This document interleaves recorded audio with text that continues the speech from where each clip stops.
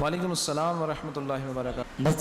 مسجد نبوی میں جو صفیں بنی ہوئی ہیں جی جی اس میں کچھ نمازیوں کے جو بہت سی صفیں ہیں اس کو رسول پاک کے روزے کی طرف پیٹ ہو جاتی ہے، جی جی جی تو اس کی نمازوں کے آپ کے بارے میں کیا خیال ہے؟ دیکھیے، حضور علیہ الصلوۃ والسلام کے روزہ مبارک کو پیٹ کرنا ادب کے خلاف ہے، اور وہاں جو صفوف بنی ہے آپ نے دیکھا ہوگا کہ منبر رسول صلی اللہ علیہ وسلم بھی جو ہے روزہ مبارک کے جو مواجہ اقدس کی جو سنہری جالیاں ہیں اس کے محاذی ہے۔ ہاں، تو ظاہری زمانے میں بھی وہ جو منبر ہوتا تھا، آپ کی جو محراب ہوتی تھی وہ اس کے برابر ہوتی تھی۔ صحابہ کرام، تابعین، تبع تابعین، وہابیہ سے پہلے ہمیشہ یہی اس کی روٹین ہوتی تھی کہ اس دیوار کے آگے صفوف نہیں بنا کرتی تھیں۔ یہ جب ان کا وقت آیا، ان کا جو قبضہ ہوا، اور اس کے بعد انہوں نے سلسلہ کیا کہ جناب اس کے آگے 3 یا 4 صفیں اس طرح سے بنائی ہیں کہ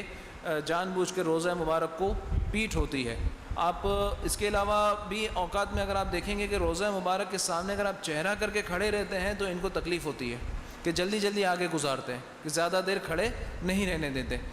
لیکن اگر آپ پیٹ کر کے جتنی دیر بھی بیٹھے رہیں آپ کو کوئی نہیں روکتا۔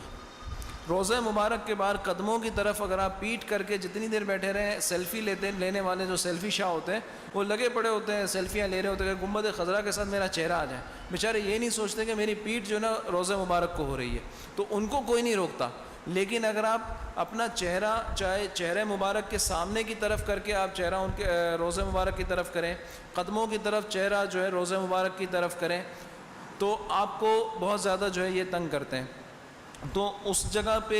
بہرحال نماز ایک با ادب شخص کو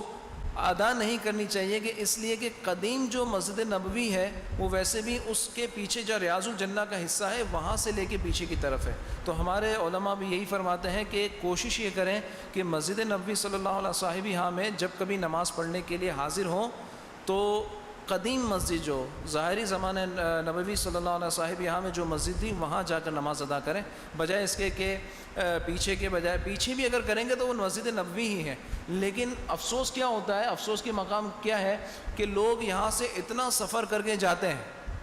ہوٹل میں بھی رہتے ہیں، اتنا خرچہ بھی کرتے ہیں، مگر جب نماز کا وقت آتا ہے تو کہاں ادا کرتے ہیں؟ باہر جا کے وہ جو مسجد کے باہر کا جو فرش ہے نا کھلے آسمان کے نیچے وہاں ادا کرتے ہیں۔ ارے اللہ کے بندے، اللہ نے آپ کو توفیق دی، آپ یہاں تک آئے، اور جو 40 نمازوں کی جو فضیلت ہے وہ آپ کو مسجد نبوی کے اندر ہے،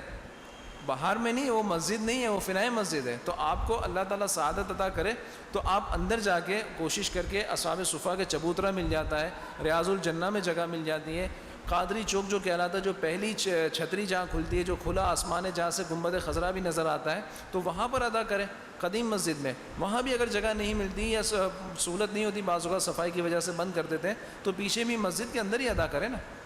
تو لہٰذا اب جو آپ نے فرمایا کہ آگے جو صفیں بنتی ہیں وہاں پر کوئی اہل محبت تو کھڑا نہیں ہوتا، اہل محبت تو ان کی ابتدا میں کبھی کھڑا نہیں ہوگا، ٹھیک ہے نا، کبھی بھی کھڑا نہیں ہوگا، اس لیے کہ جب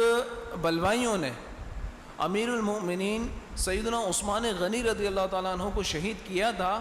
تو 4 دن تک مولا کائنات علی المرتضیٰ رضی اللہ تعالیٰ عنہ اپنے حجرہ اقدس سے باہر نہیں آئے، اس لیے کہ مسجد نبوی پہ ان لوگوں نے قبضہ کیا ہوا تھا اور وہ نمازیں پڑھا رہے تھے۔ تو 4 دن تک حضرت علی المرتضیٰ رضی اللہ تعالیٰ عنہ مسجد نبوی حاضر نہیں ہوئے اور نماز ادا نہیں فرمائی۔ اس کے بعد ان کو وہاں سے بھگایا گیا اور پھر جو ہے آپ نے مصلی سنبھالا۔ واللہ تعالیٰ اعلم۔